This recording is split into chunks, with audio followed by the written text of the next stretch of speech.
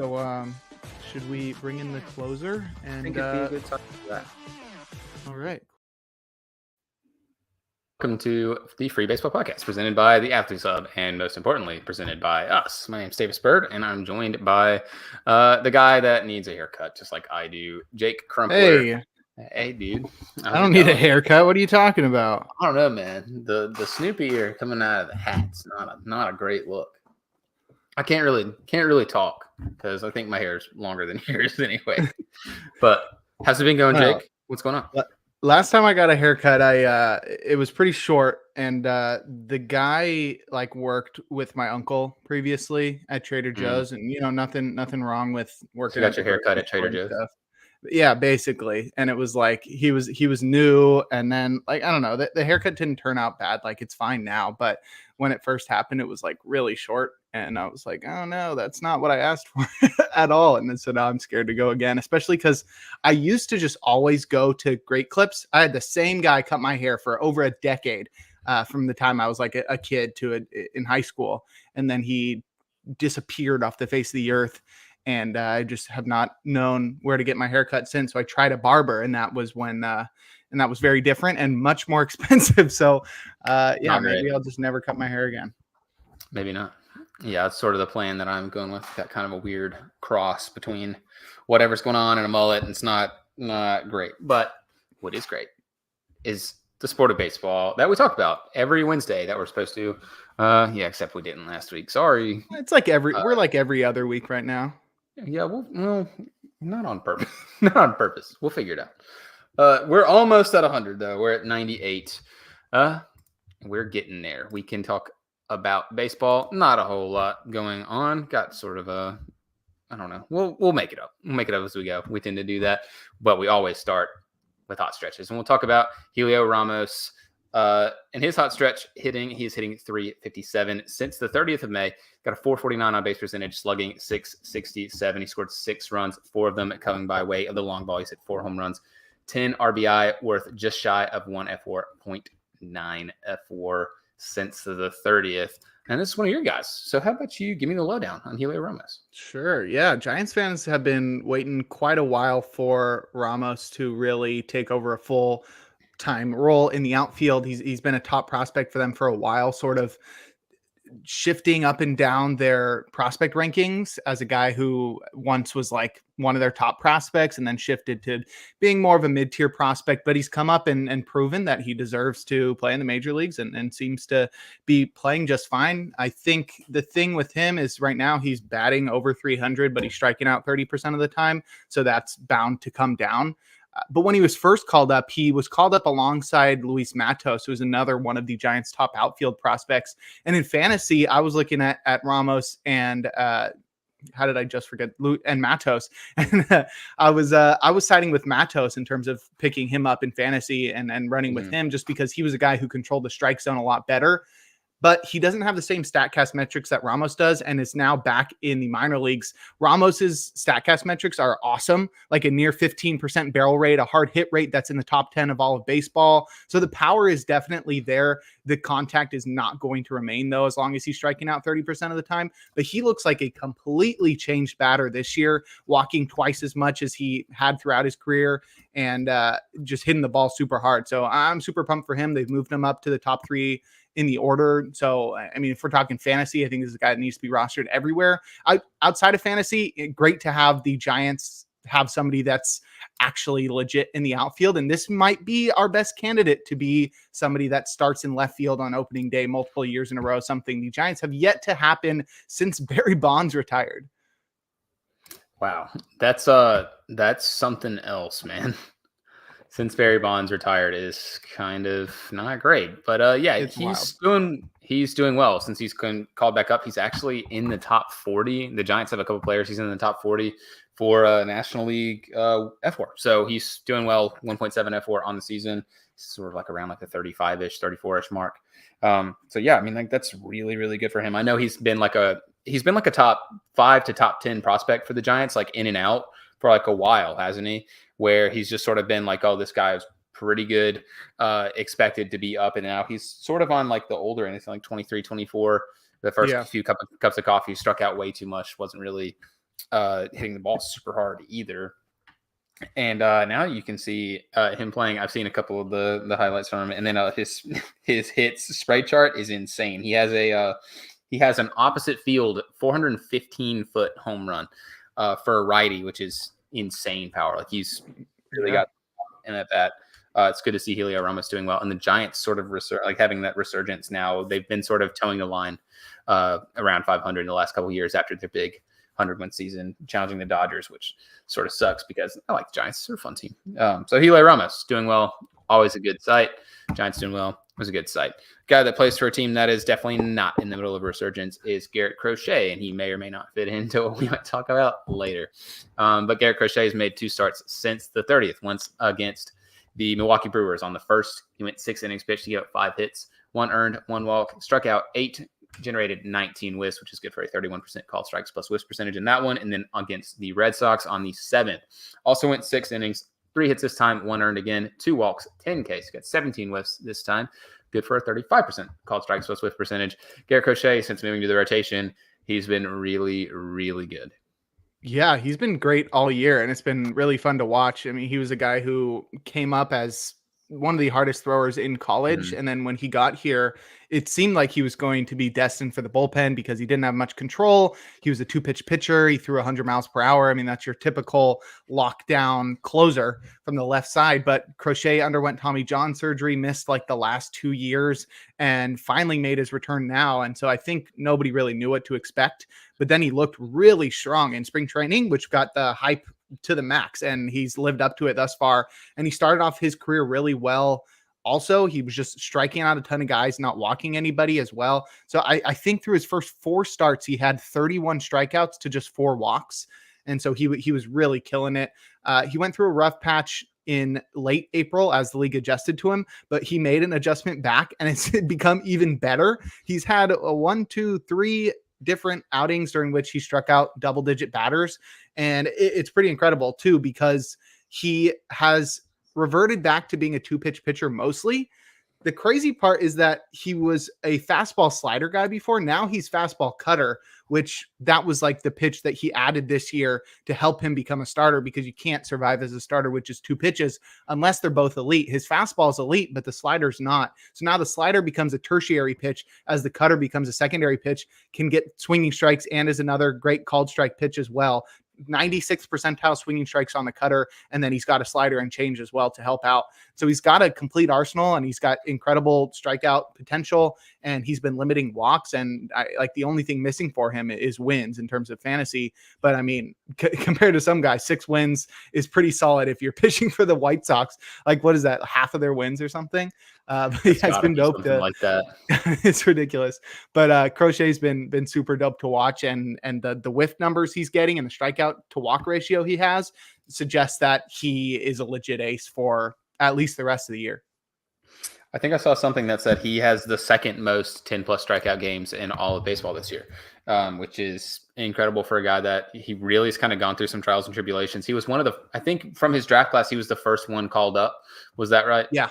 Mm-hmm. So he was the first one called up, hit that White Sox bullpen when they were in the middle of their ascension, I guess. And now, look where that's ended up. But like you said, it seemed like he was destined to be like a late innings guy. I mean, he had the decent slider and then the huge fastball. And that was sort of around the time where Josh Hader was at his peak. They kind of kept likening him to Josh Hader. I remember seeing that all over the place. And then everyone sort of raised like their eyebrow at like, they're going to try him in the rotation. It seemed sort of like a weird idea around spring training. Super good, really good. Continuing, like you said, sort of had that rough patch and really adjusted. It's going to be good for Garrett Crochet in the future as we kind of see what the White Sox do as a trade deadline approaches. He's been kind of tossed around because really they don't have many other pieces to trade outside of like Tommy Pham and maybe Luis Robert, who I don't really see going unless they're getting a King's ransom back. But Garrett Crochet could be a huge one moving. But yeah, he's been really, really good. Just like our players of the week. So our week 10 players of the week, we can talk about. It's the 98th podcast. It's a shame. Maybe he'll do it next week, but it's one number off. Aaron Judge, AL player of the week. It feels like this is becoming a regular occurrence for Mr. Judge. On the NL side, new boy to the NL, Teoscar Hernandez. He's what, like the 6th hitter with the Dodgers? Yeah. Player of the week? Yeah, it's ridiculous. Yeah, Insane. this is Judge's second player of the week thus far. He won one 2 weeks ago, and the way that he's hitting right now, I would not be surprised if he wins the next Yes. one too. Because right now he's on a stretch of 4 home runs in 3 games, and the way that he's been hitting is ridiculous. I mean, I saw something from like halfway through April when he was batting under 200 with like 4 home runs, and since then he's hit 20 home runs in a month and a half. Yeah. He's been He has bonkers. 25 home runs now as Yeah. of today. He's crazy. And I mean, it's not like he's changed anything. This is what we've seen from Aaron Judge for the majority of his career. I mean, there was a couple years in 2018 and 19 where he just struck out too much and couldn't stay on the field. And it really felt like, oh, that rookie year was going to be the outlier. But since 2021, I mean, he's been incredible. 150 WRC plus that year. He's been better every single year since then. And he's on pace to maybe match the production he had in 2022. I mean, his WRC plus in that career record setting season where he hit the most home runs ever in the American League, he had a 209 WRC plus. Right now his WRC plus is 217. And that was like one of the best offensive seasons of all time. And here he is on pace for close to 60 home runs and over 10 FWAR, which is absolutely crazy. I mean, there's not much else we can say about Aaron Judge other than we are watching one of the best hitters of all time. Yeah, this is one of the greatest hitting peaks ever. Statistically, it's just going to show how good he is. You want to hear his stats over the last 41 games? You mentioned just how sort of mid he has been at the start of the year. Here's his last 41. He's hitting 401. He has 15 doubles. He's hit 21 home runs. He has a 520 on base percentage. That's almost a OPS. So 1.50 OPS. And he's got 4 steals and hasn't been caught. So if you want to add that in there too, he's also stealing bags, and he's still continuing to be an extremely good defender. He's leading all of the AL in FWAR.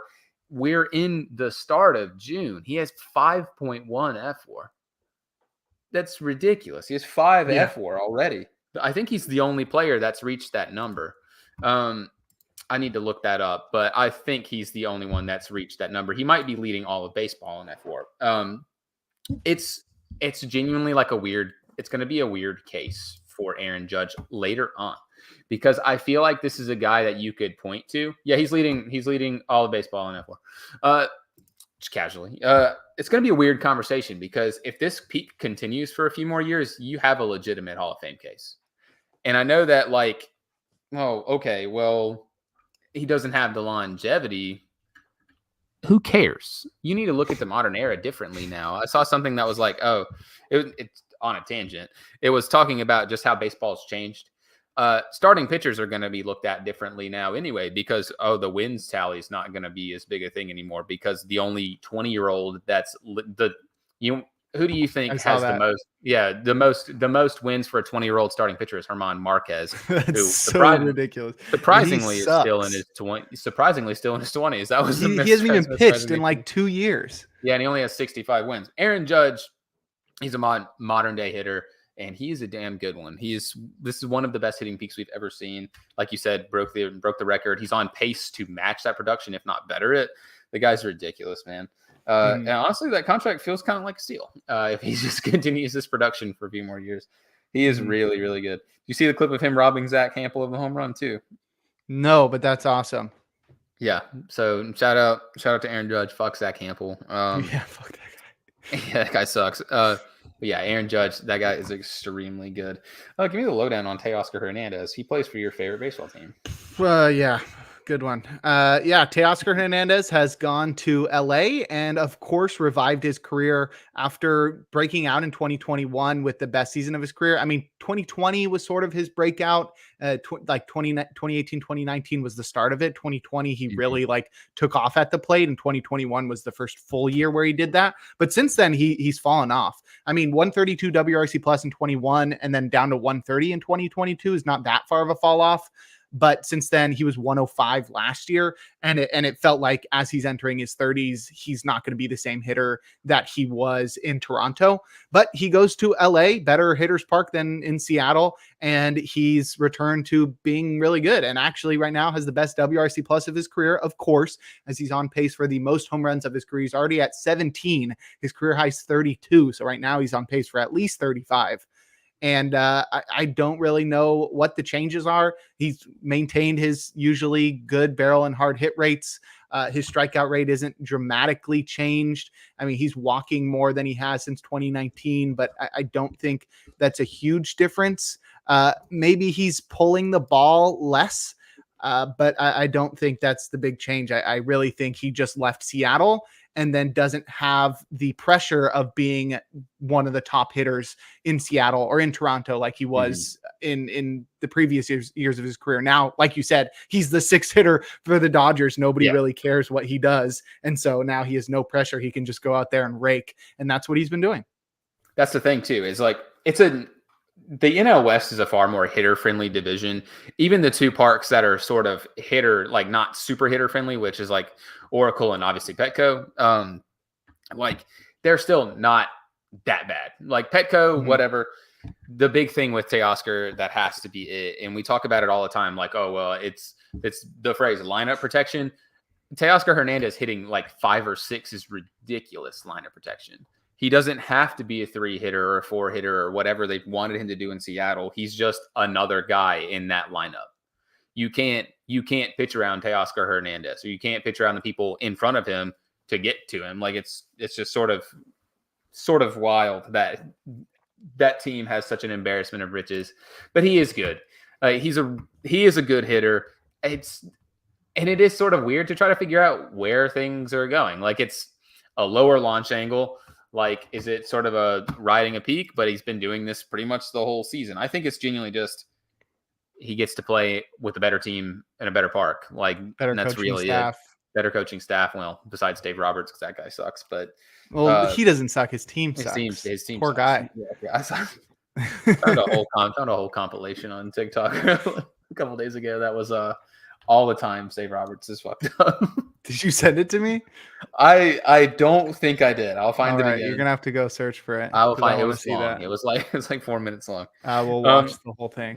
It was great. But yeah, Teoscar Hernandez is really good, and it sucks because he plays for the Dodgers, and nobody wants him to be good unless you're a Dodgers fan. But great, we have run through our players of the week, and we can continue talking about the Dodgers because they have made a trade today. The previously designated for assignment, Cavan Biggio, has been moved to Los Angeles, where he will no doubt become the 8 hitter, and he will be the player of the week in 2 weeks from now when we do a podcast again, and we can talk about him. They traded him for, I think he's a pitching prospect, Braden Fisher. Is that right? Mm-hmm. Yeah. Do you know anything about Braden Fisher? I do. Yeah, I looked him up. He's a 23-year-old right-handed relief pitcher with high strikeout numbers and high walk numbers. So he's your typical like high upside, low floor relief pitching prospect.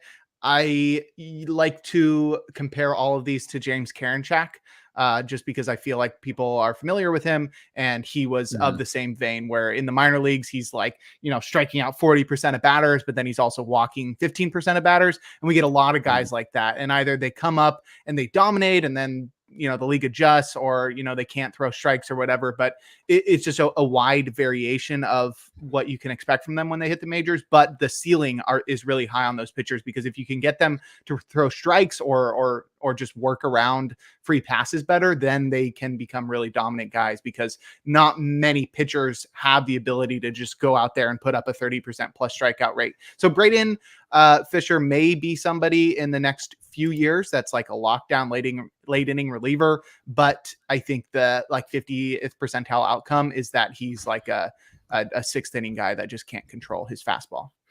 I like the Karinchak comp a lot because he's a curveball primary pitcher, is what I've just seen. 96 mile per hour fastball. Throws his curveball like 51% of the time, which is pretty apt for James Karinchak, who throws his about 45% of the time. So there you go. I don't know. He seems like a guy. He's ginger. Shout out to that guy. He's ginger. That's cool. Very cool. Put a picture of him with the Tulsa Drillers. It's the only other thing I know about him. Cavan Biggio, though, pretty bog standard, super utility guy. Doesn't hit for average. He walks a lot. I think he's got like a career like 320 walk percentage, something like that. 320 walk percentage, 13% walk rate on base percentage. Yeah, there you go. I'm dumb. Yeah, on base. 340. Oh, yeah, there you go. 340 on base percentage. I think it's like career average is like 227 or something. It's like in the Yo, you got 220s. it right on. That was the It's exact number. it's low 220s. I knew that much. Obviously, Craig Biggio's son, he will turn into Craig Biggio once he starts playing for the Dodgers, and that's gonna be really annoying. But the Yeah, Dodgers have sort of had a hole at like second, and they kind of need someone like this. He'll be sure. around. I think first he's going to platoon at the hot corner because Max Muncy is where is he? What happened to him? Next month, he He died. injured? Strained oblique on May 16th. So he will be back probably that would be 2 or 3 weeks, 4 weeks. He should Max Muncy should be back soon, which will kick Biggio out of the strong side of the third base platoon. But right now he's going to platoon with probably I don't Chris know Taylor.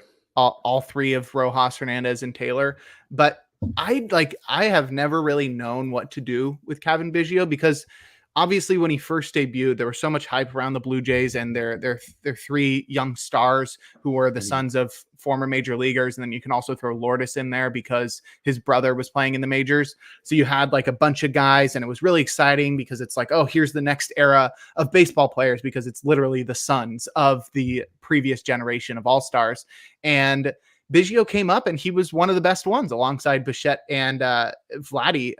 They also had Griffin Conine at the time. So they really just had everybody. They cornered the market. But Biggio came up in 16 home runs, 14 stolen bases, walked 16.5% of the time, 115 WRC plus, 2.6 F4 in 100 games. He looked like a guy that was going to be pretty freaking solid, like 20 home runs, 15 steals, could walk a just ridiculous amount and then just play all over the field. But the strikeouts have just hurt him. And he also has not been able to stay on the field. He's still been able to display the same abilities that he did when he was 24, but now he's 29. Like his speed's not going to be as good. His power's not going to be the same. He's striking out over 32% of the time. The walk rate has fallen every single year he's been in the big leagues, now down below 11%.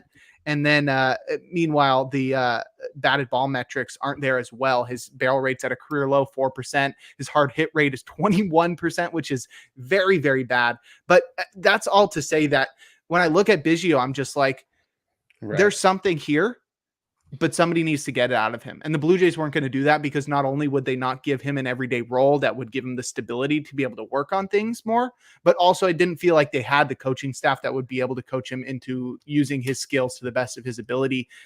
On the Dodgers, I really believe that could happen. And that's scary for someone like me who wants to root for Kevin Biggio and wants to root against the Dodgers. But I think Biggio could actually become something there. I mean, the Dodgers are known to turn basically anybody into something. They did that with Max Muncy and Chris Taylor, taking guys that were basically washed and then turning them into all-stars. So that could happen with Biggio. I don't think it happens this year, but I could see them either telling him to be more patient or be more aggressive or telling him to like fix his batting stance a little or set up differently or attack different pitches. But I trust the coaching staff there that Biggio definitely has potential despite how he's performed the last couple of years. There's something there. And I think the Dodgers are going to be able to get it out of him, and to just give up a basically throwaway reliever that it's probably going to be like quad A caliber.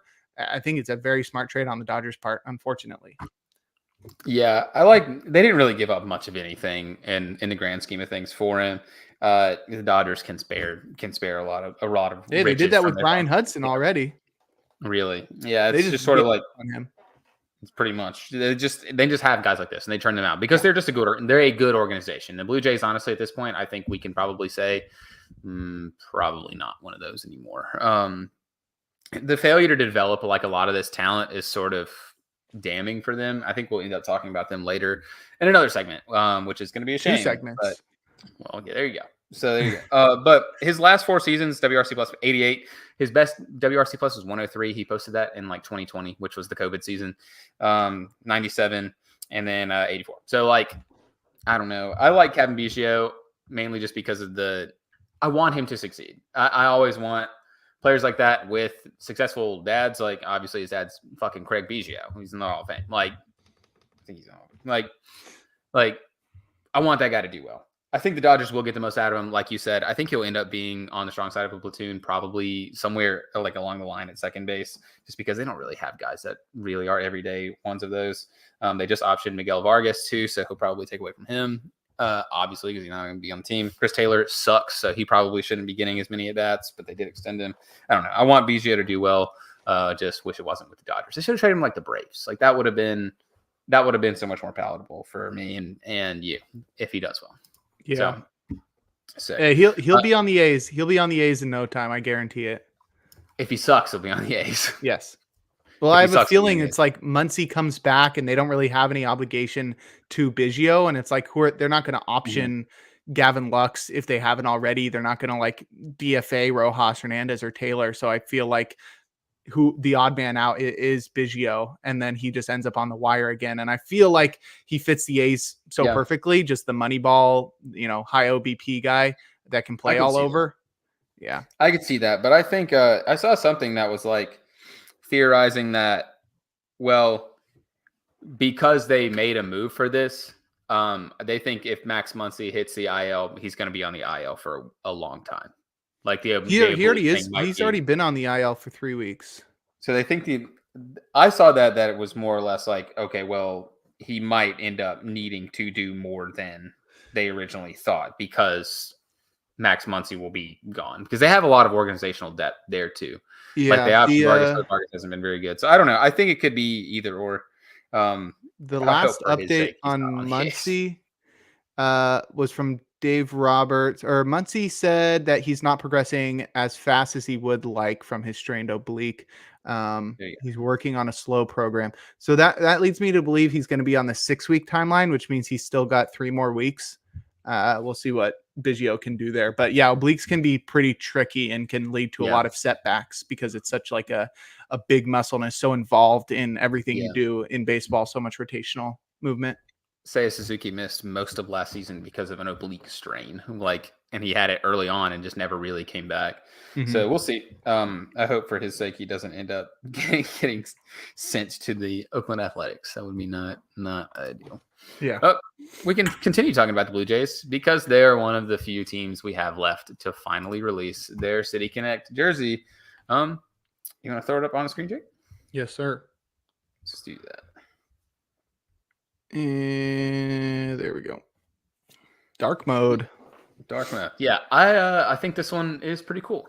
I actually like this one a lot more than the last few that have been released. I think they should have chosen somebody that's not Jordan Romano because he looks really scared. What do you think of these ones? I like them. Yeah, you were saying the previous ones we've been getting. I mean, just to recap, the last few we've had since the Rays, we got the Tigers, the Guardians, and the Cardinals. I mean, that's a 2 for 3 very bad ones. So we haven't had a lot of good ones this year, but now that we're on the Blue Jays one, I think it I wouldn't say it stands out, but I do like it. And it does feel like it's connected to the city. I mean, clearly you got the skyline right there. That's all you really need to do. But I do like the little details as well. I think the like T thing on the sleeves is cool. That matches with the hats as well. I think that the hats are a little weird. That the T is sort of large, but I think making sure you got the Canadian maple leaf on there was very important, and I think having that front and center is perfect. And the jerseys I think are so I don't want to say they're simple, but they sort of are, but in a good way. Like we've seen simple in a bad way with the Cardinals, and usually I think simple is bad when you're taking what you had before and then not changing it. I think you can still do simple as long as it's new. And this is new. You don't, there's no Blue Jays jerseys like this. And there's actually no City Connects like this where they have the skyline like that. And I think that the Toronto on there looks really good. It almost looks, like a neon sign, even though it's not that bright. It has that vibe of just being like a sign across it. And, there's not too many little things, but, I do like it. And the pants don't take away from it. And I think it's pretty solid. I think it's, I wouldn't say it's like top 3 or top 5, but it's definitely in the top 10. It's in the upper half. So there's some cool details about it because Toronto about the hats. Apparently Toronto has its own flag for like its city or whatever. Mm-hmm. And it looks like the pillars. It's literally like a T.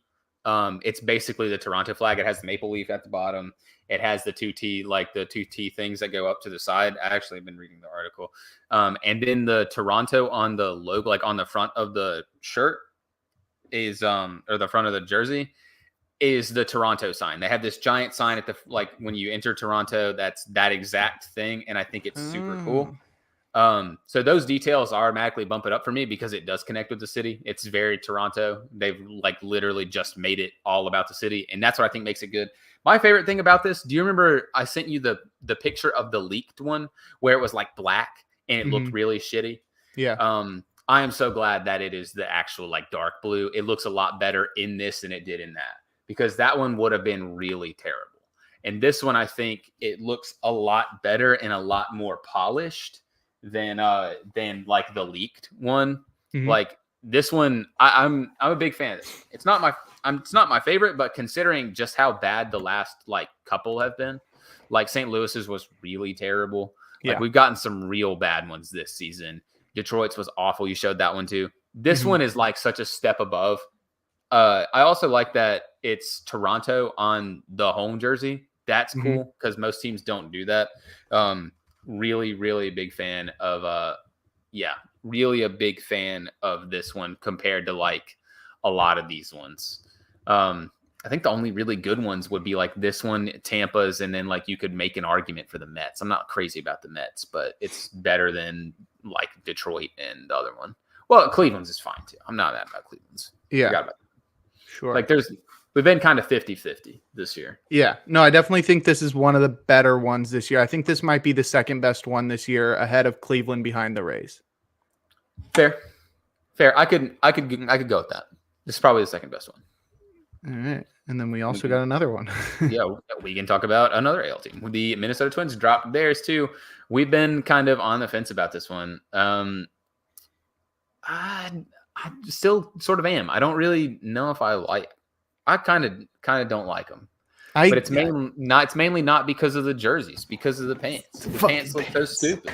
They always do the blue pants. I've been saying this since they started doing City Connects, and I complained about it on the Dodgers, and I've been consistent with it, like across the Astros and even like the Cubs and stuff. Anybody that's doing blue pants, it just does not work. I mean, here's an example. I put this in here. Here's an example of it. White, so much better already, and it's still maintaining the yellow accents that we both also complained about. Here is an example of it in red. And that is perfect. That is like an actually good one. If you do that with white pants, that's like an ideal one. And I think that's top 10. Where it's at now, though, the yellow, it sort of throws you off. It doesn't really fit in with, Twins colors as well. It doesn't feel like a Twins jersey.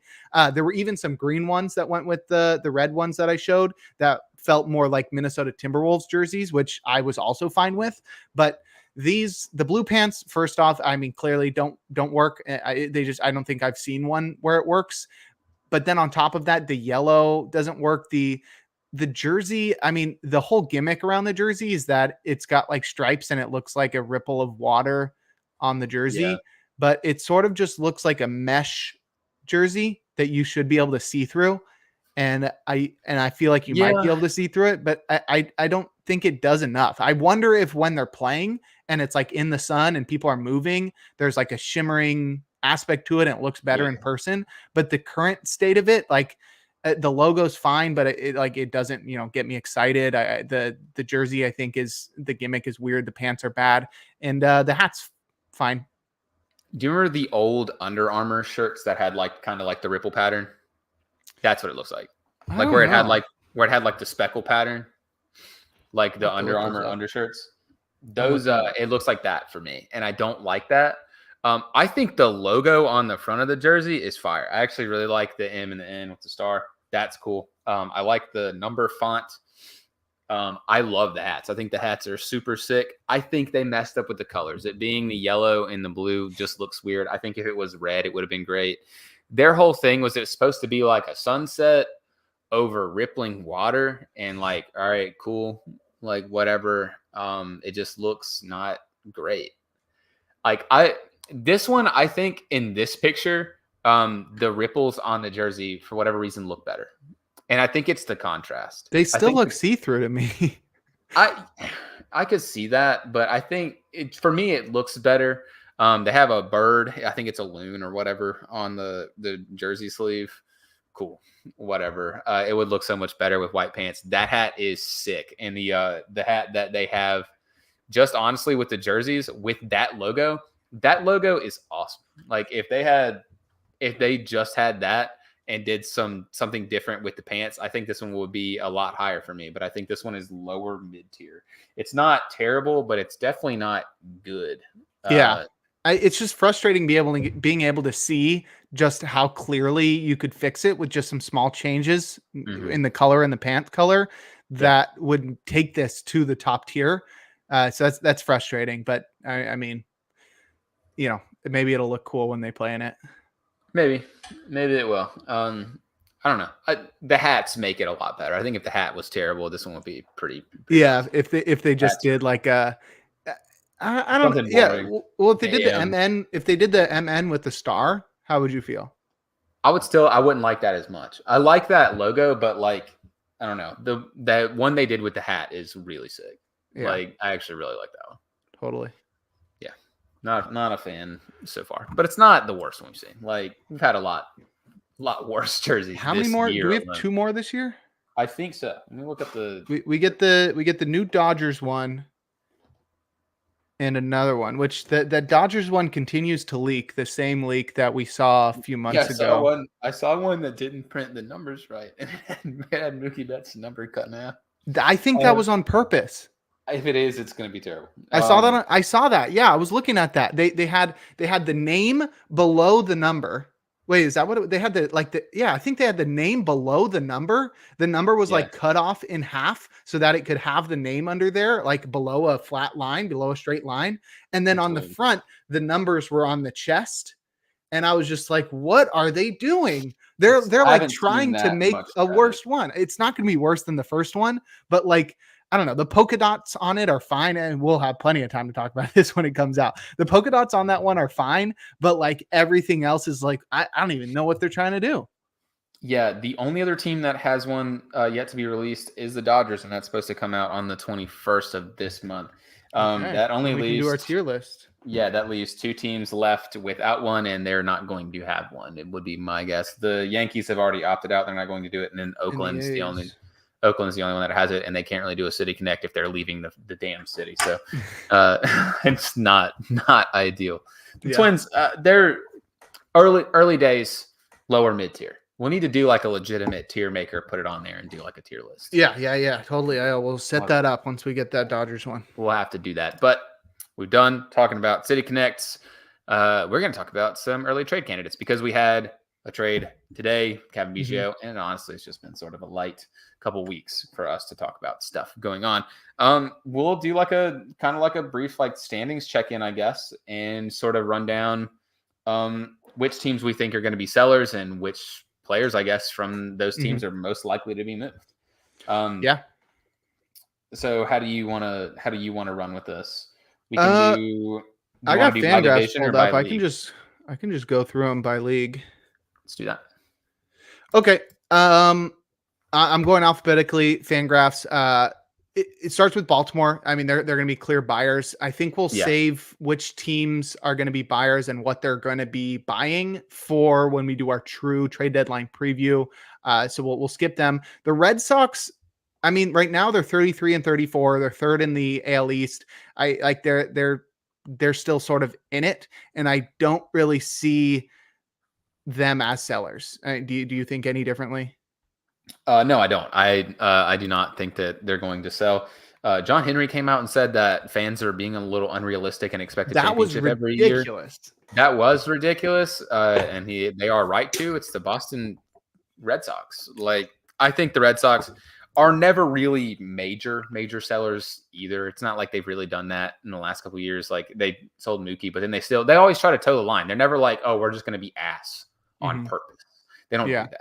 Like, they're always, even if they're trying, they're bad sometimes, but like they're usually trying. They're definitely not going to sell. I saw somebody quote tweet John Henry saying, like, why are the fans complaining and stuff? And just being like, wow, that is the worst response I've ever heard. I think it would have gone over better if he just took his pants off and shit on the floor. Right. I think that probably would have been better because, like, I get it if you're like, if you own like the Rays or like a small market team, it's the Red Sox, right? You own the Boston Red Sox. They're one of the probably 5 most valuable baseball organizations in the league. Like, they should expect to be good. Staying in the division, what do you think about the Toronto Blue Jays? They made the first Uh, trade today. Standing yeah, pat, or are they going to sell?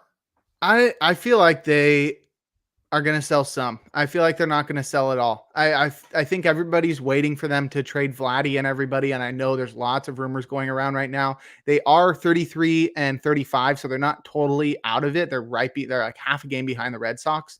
But there's something about having one more year on the contract of like their biggest stars. I think they got one more year on Vladdy and Bichette and Jordan Romano and some of their starters. So I don't see why they would not go for it for one more year if they really think this is the year to sell on everybody. But I think the guys that they could sell, Justin Turner's pretty obvious. I don't think he's going to get a lot. I think Yimi Garcia is probably already out the door. He is going to be a free agent at the end of this year and has been really good for them. In the rotation, I think Chris Bassett still has one more season, but where is it? Free agent 2026. Where's Kikuchi's contract at? Kikuchi is going to be a free agent after this year. So I think Kikuchi could be gone. I think Yimi Garcia is already gone. I think Justin Turner, George Springer, they're just not going to get a lot for these There's guys. no way they're going to move George Springer. George Springer still has 2 years as well. So maybe there's something about like, hey, you get 2 years of control, but I don't know. At that age, it's sort of like locking somebody into a bad contract. So I don't know, but I don't see Vladdy and Bichette being traded. Fair. I think it's a wait and see. I think genuinely until now between the trade deadline, I think if they're terrible, I think you'll see some pieces. And I feel like if they got the right offer, they would move one of Vlad or Bo. Kiermaier gets traded too, right? Yeah, 100%. Kiermaier's a free agent at the end of this year. Yeah, they get a lot of like guys on expiring contracts. That's why I think that there's a chance that they'll sell, is because like really they'd have to completely rebuild a roster over a year if they do in the offseason. And I just don't think they have the organizational depth. It's like Vlad, who's underperforming still. Bo, he's good, but he's not like great at the same time. I don't know. I think it's genuinely a wait and see. If they are just terrible and if they get a good offer on some guys, I think they could probably end up completely tearing it down and fast tracking it. But you never know. A lot of those guys are going to move, though. Like you said, the ones that are on 1 year deals, like Kikuchi, maybe even Bassett, even though he has 2 years left, I believe. Maybe even Bassett. 1 more year, excuse me. Maybe even Bassett, Yimi Garcia, Justin Turner. I don't think they move Springer. That contract's so bad. Kiermaier, 100%. He's on like a 1 year, $8 million. Like somebody will take him easy. Yeah. I don't know. It feels like trading those guys, they should be able to retool enough to have just like a few things to get in the offseason. I don't know. There's something where I feel like they could trade like Turner, Kiermaier, Kikuchi, probably not Bassett, and Yimi Garcia, and get enough like major league ready pieces or guys that they could use in a different trade that they would still be able to be somewhat competitive next year. But I think you're right that if over the next few weeks, like they are ass, then everybody's probably gone. But if they give some hope, I don't think that means they completely turn course and turn into buyers, but I think that means they just only sell the pieces that they aren't going to have next year. Fair. I think the biggest like sticking point with this division in general is just the division at the top is so strong. The Yankees and the Orioles are going to be good for the next, I don't know, four or so years. Like they're going to be really good. The Red Sox are middling and they have some guys on the way. The Blue Jays are sort of seem far, like outside of these guys. It doesn't seem like they have a lot coming up in the next few years. Their top prospects like Arjun Nimala, and he's like, what? He got drafted last year. He's like 20 years old. Like they don't have Arjun Nimala. What are you saying? Is that English? Yes. Arjun Nimala? Yeah.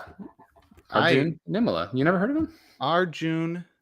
The Indian guy. Oh, there he is. I see the Indian guy. Never heard of that guy. Yeah, you're bugging. 100% you're bugging. But yeah, I think it's a weird sort of line to toe if that's what you're going to go with, because their division's good. I think if they're just super ass, they're just going to be like, all right, whatever. We'll blow it up and figure it out. But that's a big if. What do you think about the Rays? The Rays are buying. Yeah, I think they've just kind of been got by guys being hurt and underperforming. Randy's been ass. They don't have McClanahan. They're kind of just still, and they're still around. I don't think that they're going to sell either. I just don't know if they really have anybody that they can sell. I mean, Zach Eflin seems like the only guy, but you'd be selling low, and he's still got one more year of control. And like, I don't know, maybe they ship off a couple like expiring relievers, but it's not like they have a lot of those. They still got one more year on Pete Fairbanks, and Jason Adam, I think, still probably has another year. Let me see.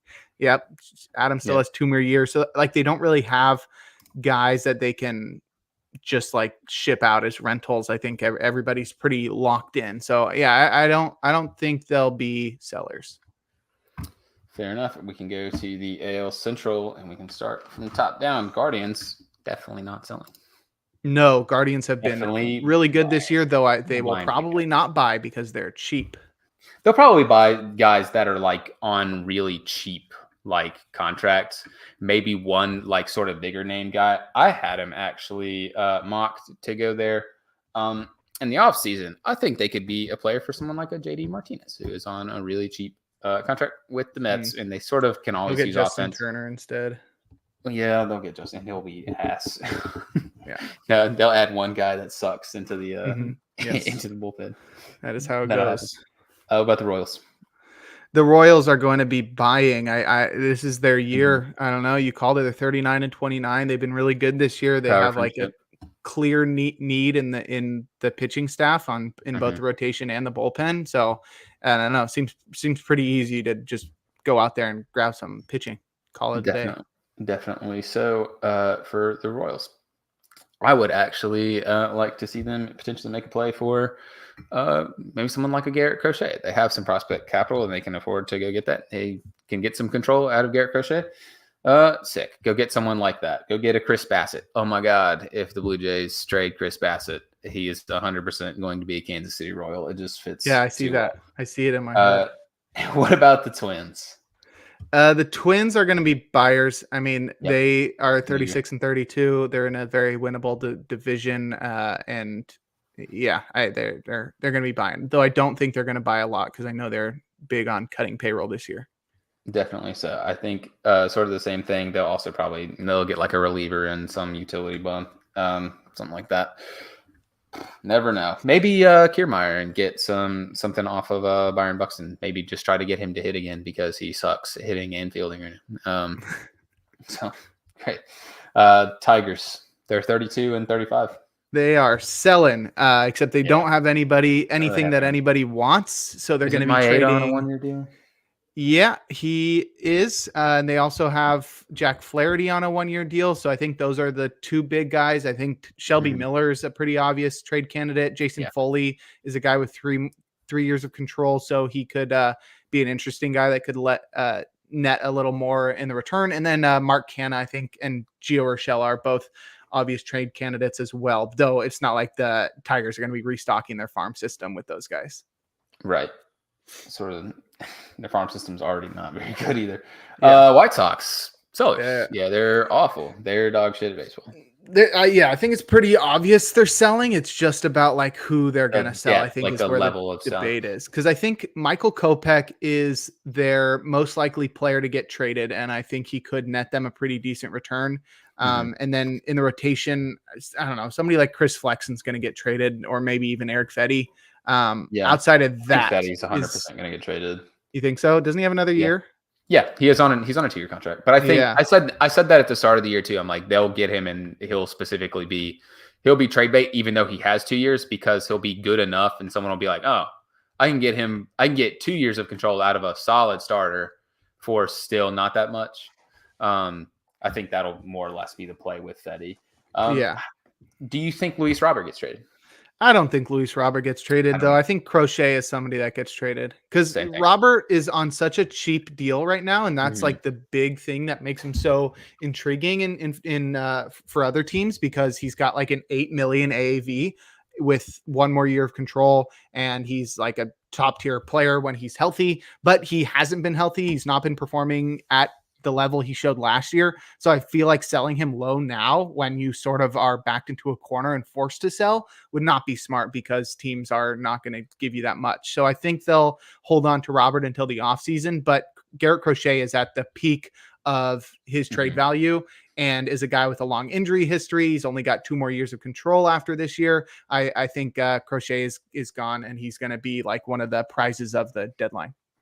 Yeah, I agree with that. I think Luis Robert only really fits like one specific team if he gets traded, and it would be a team that has the capital to really overpay and not be hurt by it that much, and it would be the Baltimore Orioles. I think that's the literal only team that could possibly I don't have think a they're fit going to for him. do that.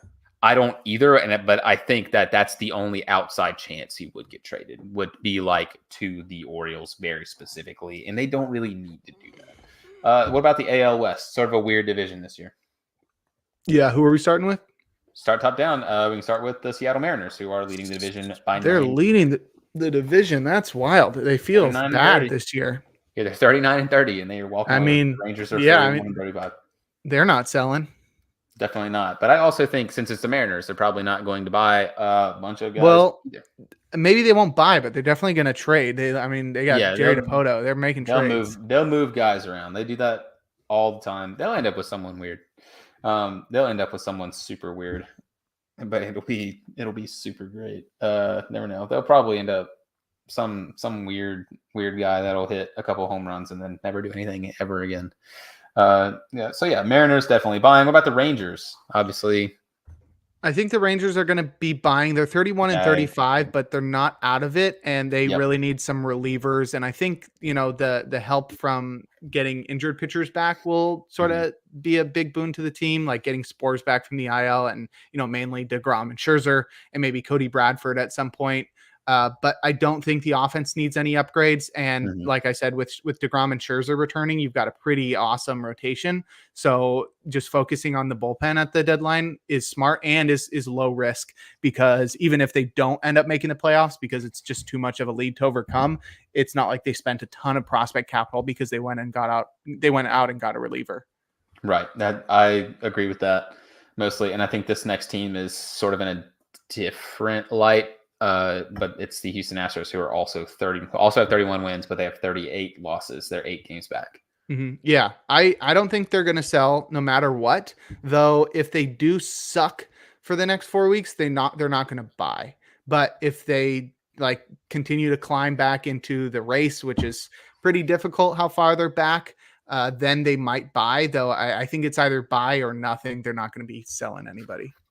I think that they could sell a couple guys that are on 1-year deals. I think they'll probably end up moving someone like a Ryan Presley if they're not good, but still. I thought they extended him. I think he still got another year. Did they?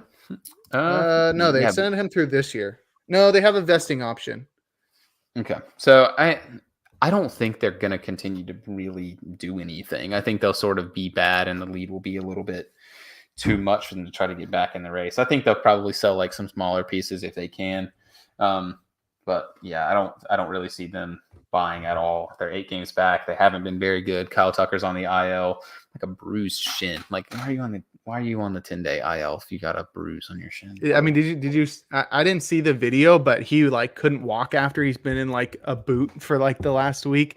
He could I don't barely think walk. that's a bruise. I don't think that's a bruise at that point. I don't know. It can get unless he has a bone, unless it's a bone bruise or something. They made it sound like he had a bruised shin.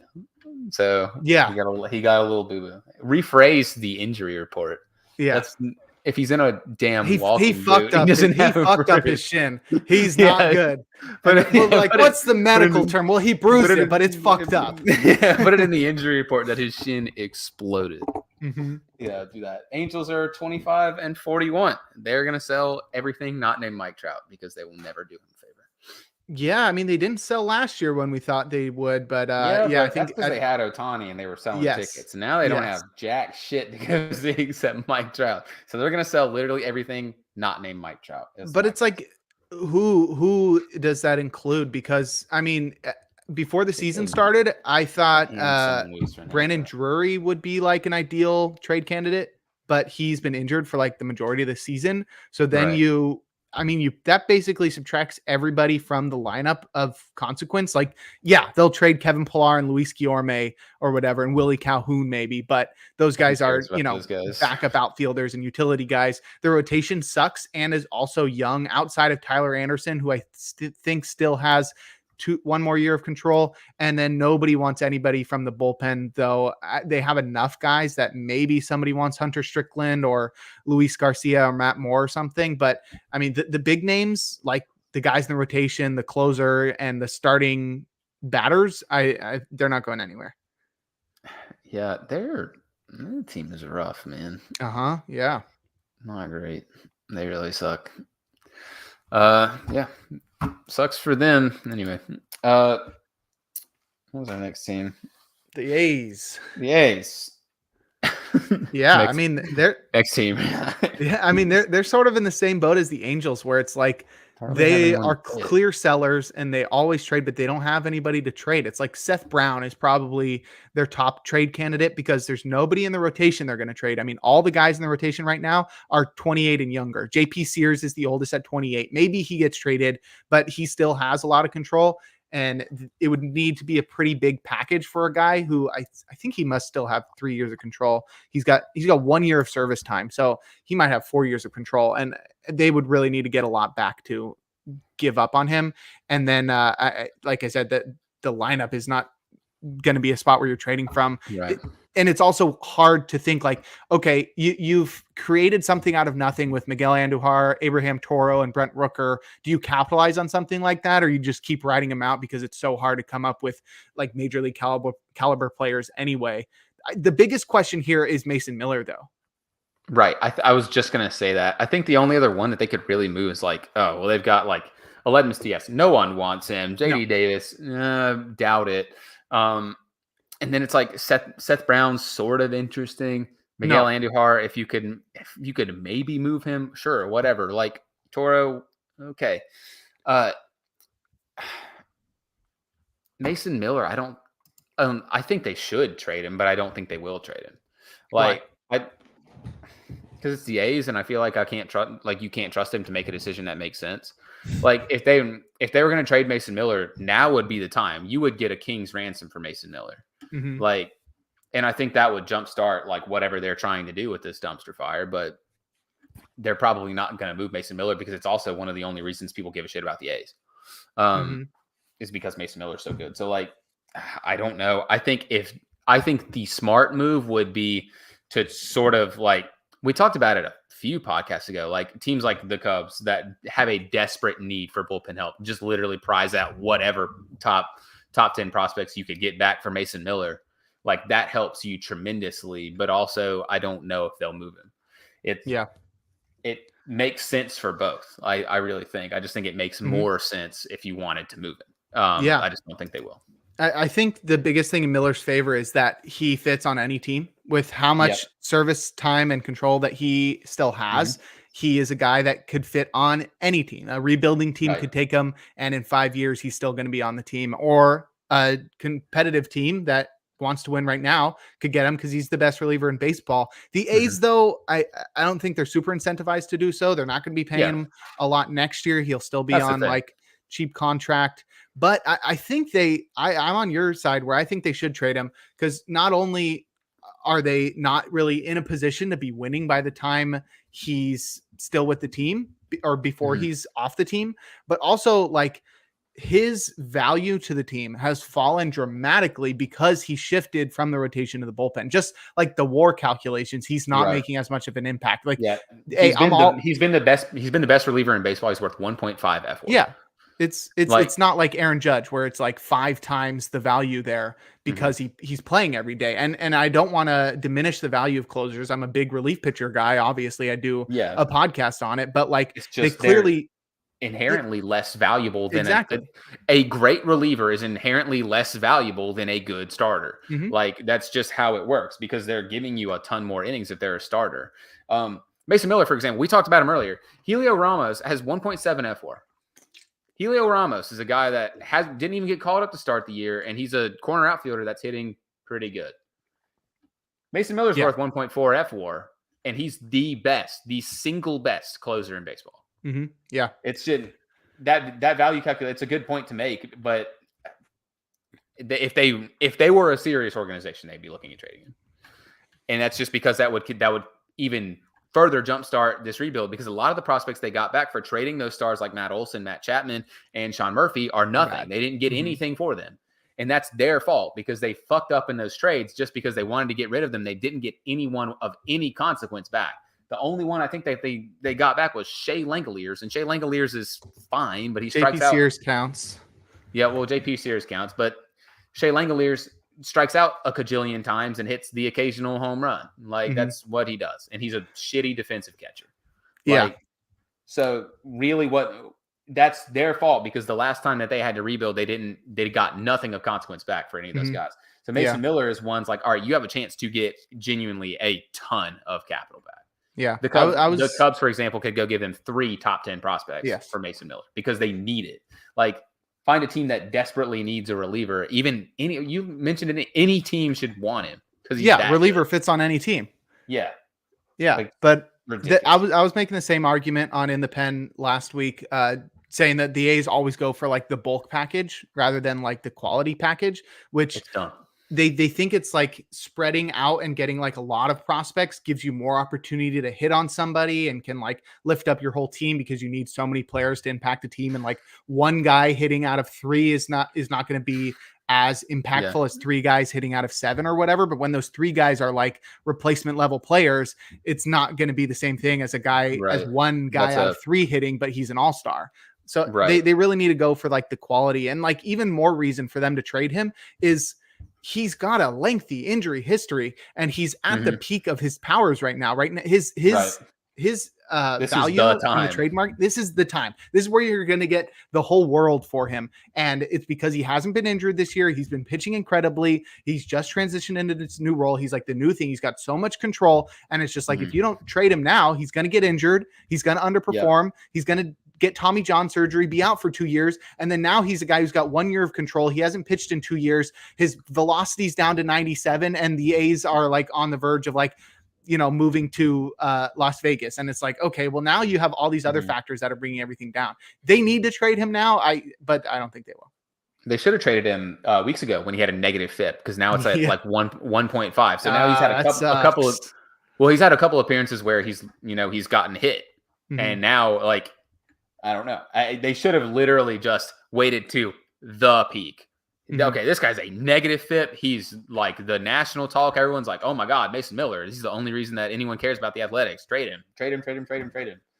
Like trading the stupid bulk package argument is extremely true.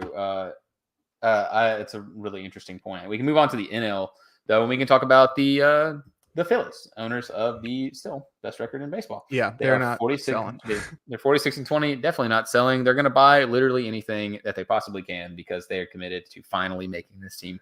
Yeah, win I think they go get a catcher because they lost Real Muto. Yeah, I forgot about that. It ruined summer. They lost JT Realmuto. It's literally the first game in another country. White Boy Summer's over. Ruined White Boy Summer. Kristaps Porzingis and now JT Realmuto. What a shame. Yeah, and Hunter Biden.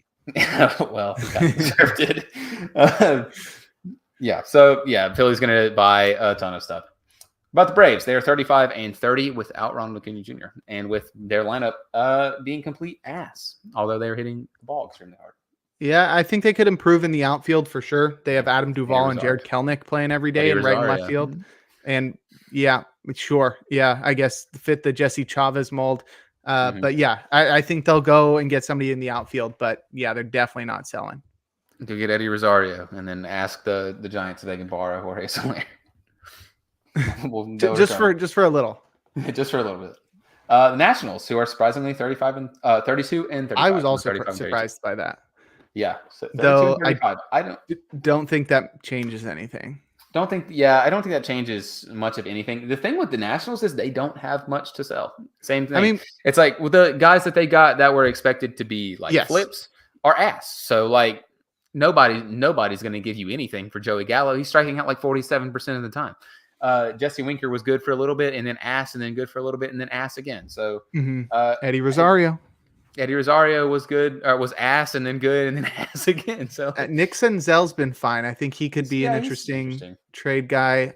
Do they move Lane Thomas? Do they move Lane Thomas? No, because he's terrible. Yeah, but everyone He's else got a is terrible. 79 WRC plus. I That's don't not know. as bad as Joey Gallo. Like he's got one more year of control. So I mean, maybe like while he's still riding a little bit of last year's hype, but Right. I don't think they get a lot for him. Yeah, that does seem to be their best trade candidate. Though I have a feeling that they hold on to most of their pieces because the way that they've been performing is suggesting that next year is like the year that they start, breaking out. They become that like Mhm. fun team that's like on the rise, and like James Wood and Dylan Cruz and Kate Savali and everybody is going to join the crew as well. So I think that's when the team's going to start getting exciting is next year. So maybe Mhm. they keep Lane That'd be Thomas fun. around for something like that. But They have some guys in their bullpen that are sort of interesting. yeah, Finnegan, they Hunter they both Harvey, have and another Dylan year of Floro. control.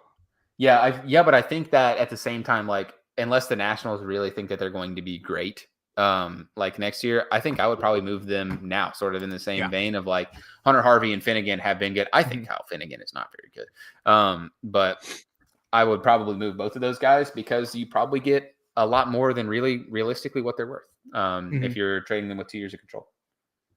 Yes, that makes sense. So what about the Mets? I mean, we've been preparing all offseason for this one. I mean, just the way that they went about their Mhm. acquisitions in the offseason and their trades and everything, it was clear that this year was okay. Like, if things go well, we'll go for it. But if not, everybody that we added is somebody that we can trade. So right now Mhm. it's like, okay, yeah, they got so many guys they can trade. They can trade Harrison Bader. They can trade JD Martinez. They can trade Jose Iglesias. Sure. They could trade Luis Severino. They could trade Sean Manaea, Jose Quintana. They could trade Adam Ottavino. They could trade Jake Diekman. They could trade just any number of guys in the bullpen. And then also on top of all of that, then you got Pete Alonso, who's set to be a free agent at the end of this year. So it's like they have a lot of guys that are very solid and interesting trade candidates that are going to net decent packages. But then it's like Pete Alonso's the big question. What's Jeff McNeil's control? I think he signed an extension. It feels like a guy that's going to be 2027. Did he get extended? 2026. Yeah, 2027 Yeah, free agent. He's got a 2027 club option, which I assume they'll okay. decline. But he'll be around. Yeah, the only guy outside of all the guys they signed is Pete Alonso, who has not been at like the peak of his powers, but I don't know. He's like your typical solid power hitter. Yeah, I don't know. People would trade for Pete Alonso. It feels like he wants to stay. I think so too. Like I feel like that's the one thing that they have sort of going for them with this Pete Alonso thing is I feel like he probably just doesn't want to leave. So then he needs to sign an extension, or that they have no reason not to trade him. Fair enough. They could also trade him and he could resign. So that is true. Yeah, pull an Aroldis Chapman. Yeah, that'll be interesting to watch. I feel like they'd be stupid not to trade him, especially if it's like you can get to an agreement, like a speaking agreement, like you just mentioned, where he's like, oh yeah, I'm gonna resign here in the offseason. Like, you give me this much money, I'll be back. Send me out as a mercenary. I'll go like get my championship and then come back with some intel on some other team. Yeah, I mean, I think that would probably be best case scenario, and I probably could see it happening more than like many other guys. So yeah, I think the Mets are definitely going to sell, but we've known that all along. Marlins are garbage. They're going to sell. Yeah, but who? Josh Bell? Yeah, like Josh Bell. I was going to say some team might take Tim Anderson. Some team should not take Tim Anderson. That guy is terrible. It's like they can't trade from the rotation because it's so good and still so young. Tanner Scott is the clear one that he's 100,000% getting traded, but then everybody else is like multiple years of control except for Bell and Anderson. Yeah, there's just not. I don't know. I could see them moving like some of the lower tier like guys in the bullpen, like that really aren't. They've already done that though. Yeah. They already traded all their whole bullpen away. Like Steven Okert and Dylan Floro was one of them. I mean, they traded a lot of. Chargois is very control still, I think. Yeah, I mean, he's like their last reliever right now. Yeah, but teams take any relievers. Sure. Yeah. I mean, yeah. Tim Anderson's garbage. What is he hitting this year? I'm curious. Yeah, they'll try to trade people. They will likely not be successful because nobody wants those bums. That's why. It seems like Josh Bell and Tanner Scott are going to be the guys, and then maybe somebody like gives up a lot for Jesus Luzardo, and that's the only like rotation member that makes sense. Just because he's got just 2 more years of control, but they don't have to trade their starters, and they have so many guys that are injured right now too, like Edward Cabrera, Yuri Perez, Sixto, Sandy, that it's like they have enough guys to really have a good rotation next year, and the depth that they have there is super important to them being relative at all. But maybe a Yep. team sees all the depth that they have in the rotation and is like, hey, we'll take one of those guys for cheap, please. Definitely. So let's go to the NL Central. The Brewers are winning that division. They're starting to run away with it. They're 7 games ahead of everyone else. 7 games of everyone else except the Cardinals, who are 7.5 games back. Hold that. The Brewers are 40 and 28. Starter. Yeah, they are going to go get a starter, and they desperately need one. Mm-hmm. Yeah, the Brewers are going to buy. They're also not ones that typically buy super, super huge. But yeah, they'll get someone. Yeah. Maybe they'll go break the bank for Jesus Luzardo. It'd be probably a solid idea for them. They'd turn him. Oh my God, he would be so disgusting there. The Cubs are 33 and 35. They're one of the litany of teams that are around about that mark in the NL Central. What do you think about the Cubs? I think they're probably going to be one of the biggest buyers, and they're going to do something crazy because they need to if they're going to want to win this year. I think so too. I honestly think they're going to have to be buyers if Jed Hoyer wants to try to keep his job at this point, because they've had this timeline. They expected this to be a retool, not a rebuild. They kept saying that. They have not really been. They sort of capitulated at the end of last year and blew any chance to make playoffs. And that had to sting, and that had to be like, all right, Jed, what the hell are you doing here? Even though it really wasn't his fault. I think, though, that they're probably going to have to buy if they, one, want to make the playoffs, and two, if Jed Hoyer wants to continue to be employed by the Chicago Cubs. I think they need Pete Alonso and Tanner Scott. Yeah, I agree. They need a first baseman really bad. They actually got linked with Vlad in the last week, which I don't think would happen at all. I could see them getting someone like Pete Alonso. They kept getting linked with him in the offseason. Sure. They desperately need help in bullpen. Their bullpen has been one of the worst in all of baseball. Their lineup has been exceedingly bad. Their lineup sucks. Their bullpen sucks. And their starting rotation is really, really good. What about the Reds? They're around about the same thing. They are 33 and 35. What do you feel about the Reds? I don't think the Reds are going to buy. They just have never really hinted at being a team that's going to do something like that. I think they could buy because they have so much starting pitching and middle infield, or just infield depth in general, that they could sell from there. Jonathan India, namely, and Graham Ashcraft, guys like that feel like they're sort of being pushed out. But I feel like not only are they not close enough to contention, but also that they've proven to not be a team that's going to go the extra mile to win. I don't think they're going to buy now, but I think those guys could be expected to leave in the offseason. It's just sort of a hunch feeling. Well, the Pirates, they're 32 and 34. They're in the same boat as me. They are so cheap. So too. They're not going to buy. I think when I look at this team, I still see them as like a team that's like still one season away, which is, I think it's just going to be like, they're going to need to get somebody else in the offseason. But like right now, it's like O'Neal Cruz isn't really there. Cabrian's not really there. I mean, you got Paul Skeens and Jared Jones, and that's like, okay, we see something, but this is like, that's going to be next year. You build off them. And I don't think they're close enough to contention, or that Mr. Bob Nutting is going to stop nutting and like buy some players. But they've never really surprised us ever doing something like that. Yeah, I'm sort of in the same boat there. I don't think they're going to be doing much of anything. It's just they do still feel like they're in the process of building up and not really at the point where they would want to contend. Like the Cubs are sort of like at a different spot than both of these teams. The Reds and the Pirates are just a year or so behind in the timeline. The Cubs, a lot of their players that are expected to be contributors are just much older. So they're sort of in just a different window, even though they're all really close. I think if anything, the Reds and Pirates would buy like very little, maybe like a reliever here and there, and just be like, oh, if we get it, we get it. That'd be cool. Like, and then just sort of end it there. But the Cardinals, who are in last in the NL Central. Again.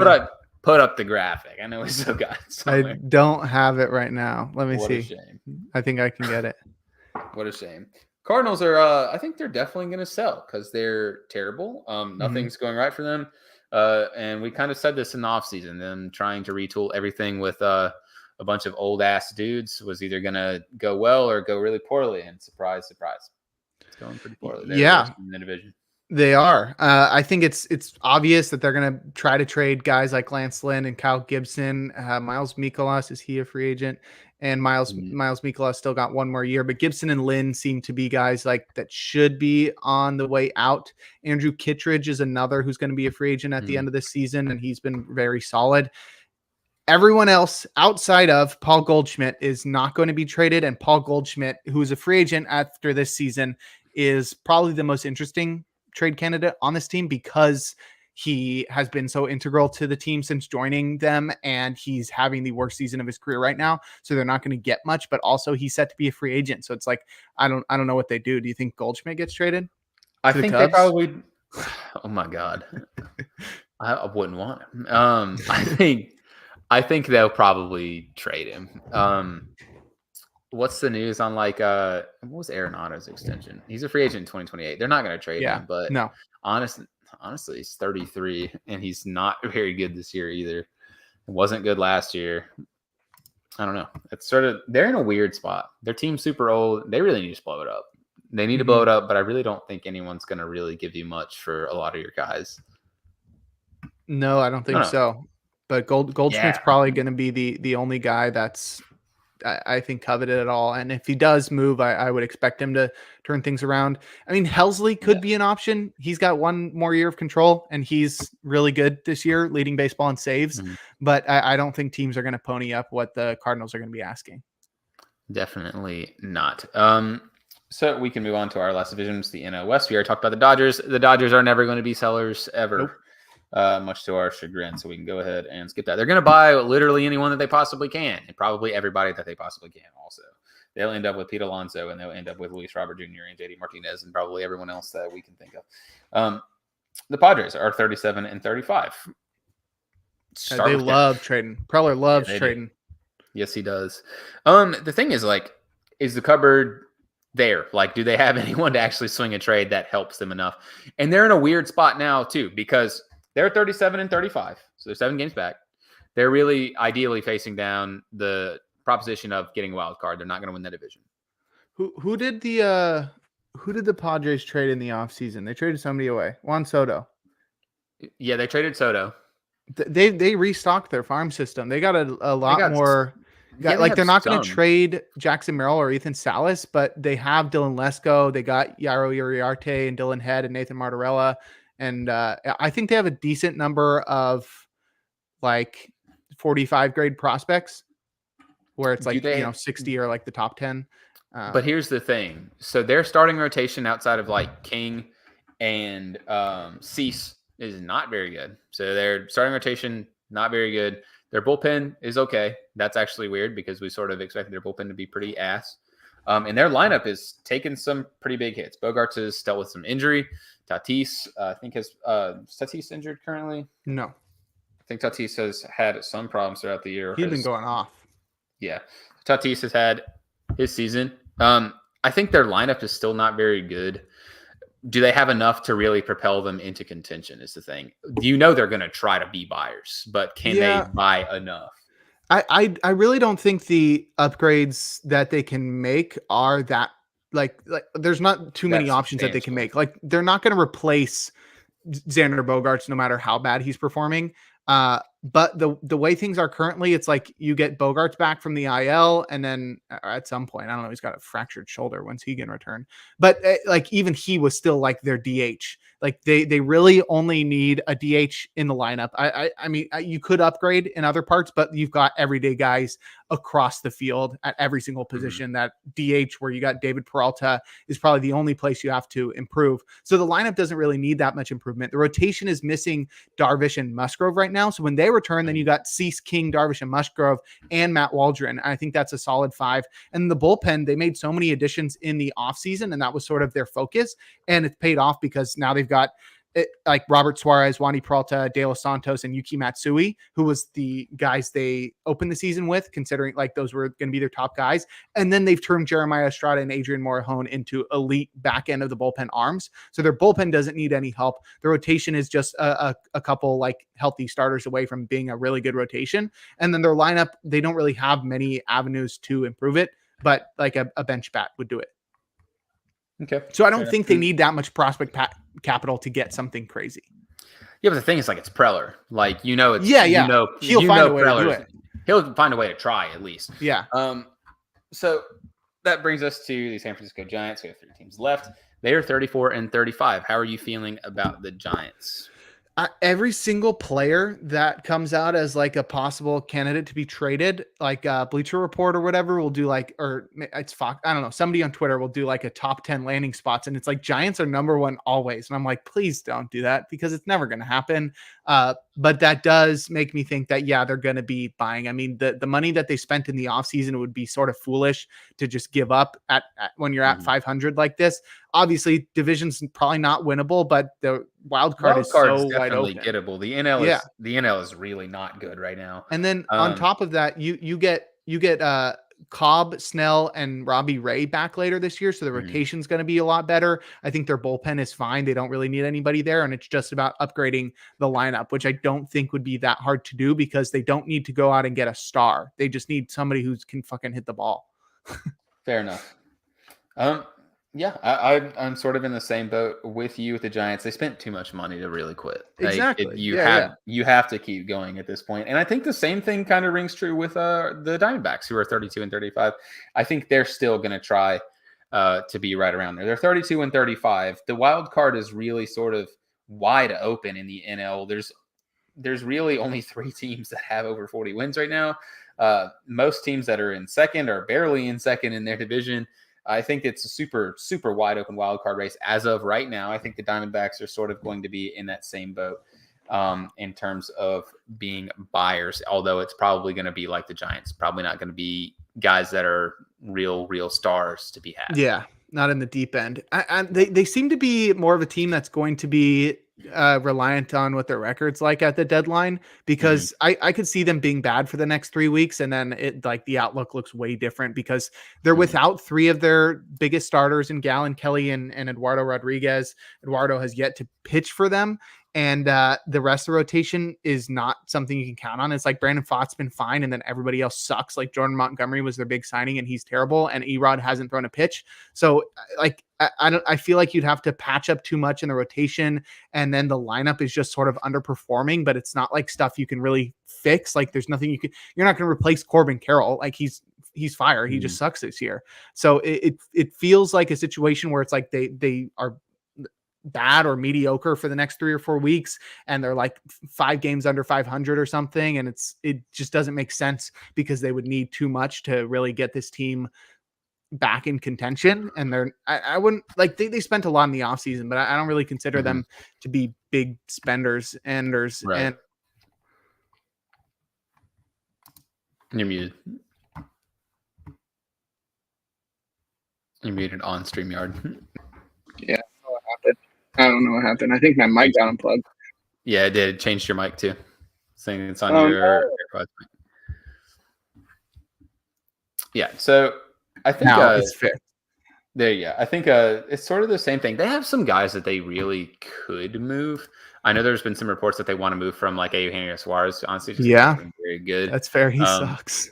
Yeah, he really sucks. They have Randall Grichuk. They have Jock Peterson's on a 1-year deal, correct? He should be, yeah. I'm pretty sure Jock Peterson's on a 1-year deal, and that's just in the lineup. With a mutual option. Paul Sewald, I think, is also a free agent, correct? I think that's also correct. It might be time for Paul Sewald to pitch for another team.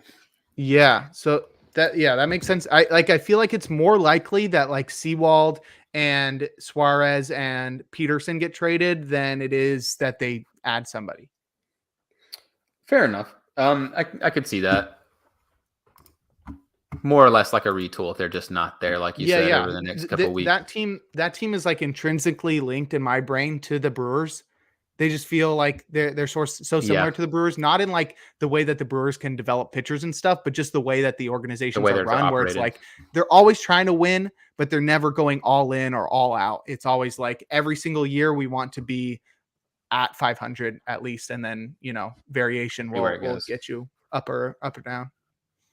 Fair enough. And that leaves us with one team to talk about, and it is the Colorado Rockies. Colorado Rockies, they're making a run, yes or no?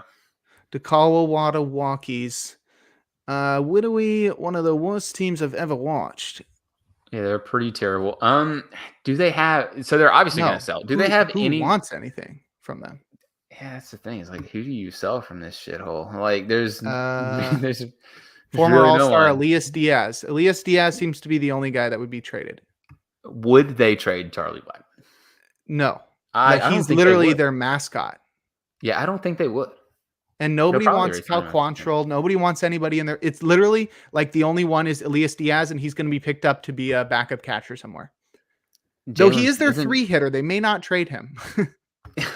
Is Jalen Beeks free agent? I mean, he is going to be a free agent, and they could trade him. They're not going to get anything because he's not great, and he pitches for the Rockies. I don't know. Yeah. It's like, they probably will trade him. They're not going to get that anything. They could trade. They have guys that they could trade, but they had guys that they could trade last year. The Rockies are so bad. They're not good. Hey, they called up Adael Amador, though. That's pretty cool. Yeah, that is cool. That is cool. Shout out to him. He's hitting in the 9 hole. Shout out to the boy. Oh, yeah. They're sending him right back down when Brendan Rodgers is healthy again. 100%. To be fair, Brendan Rodgers deserves a chance. Oh, yeah. But like they would never not give for a that prospect a chance. Yeah. Right. Like Amador could never get an out. It could never record an out during the whole time Rodgers is out. And they'd be like, no, you're not ready. Get out of here. See you later, bozo. We'll see you in 5 more years. Yeah, I don't know. The Rockies should be sellers, but they have nothing to sell. Nobody will want it. And they probably wouldn't do it anyway. So who cares? Who cares what the Rockies do? The Rockies are like a vibe seat. You just kind of watch them, and then you go with the ride. That's sort of what the Rockies are for. Great vibes at that ballpark. Yeah, it looks awesome. I'm sure. But yeah, that's all for our buyers and sellers early trade deadline predictions sort of segment that we were going to do, and that's sort of all we have for our podcast. If you've stayed the entire time, thanks, big dog. Appreciate it. My name is Davis Bird. You can follow me on Twitter/X or whatever you want to call that hellish site. You can follow me at DVS Bird, and you can follow Jake Crumpler, my illustrious mustachioed co-host, at Jake Crumpler. Follow me if you want to look at a bunch of garbage, and follow Jake if you want to do important stuff or if you want to know important stuff because he writes for a bunch of really awesome websites. Yeah, go check out most of my work at pitcherlist.com. I do the weekend editions of Pitcherlist Daily Podcast, the First Pitch Podcast. You can catch me on Sunday and Saturday mornings. I also do a weekly bullpen related podcast called In the Pen. Comes out every Friday morning, so go check out that one. I also write a weekly bullpen article for our daily bullpen articles. I do the Monday edition, so check those out as well. And then I also write for Baseball HQ, where I do playing time analysis for the Diamondbacks, A's, and Giants. So go check that out. It's behind a paywall, but it's totally worth it. Both Baseball HQ and Pitcher List are a couple of the best baseball websites out there. So go support them, and you can find the rest of my work at crumplerbaseball.com. That's all we have. Thank you for staying for this one. Make sure you also follow the Athletes Hub at Athletes Hub on Twitter. You can check out the website also at theathleteshub.org. The website or the Twitter account is where you can find these broadcasts. We'll work on moving them somewhere else also. We'll probably just get them on ours. But that's all we have for now. Peace.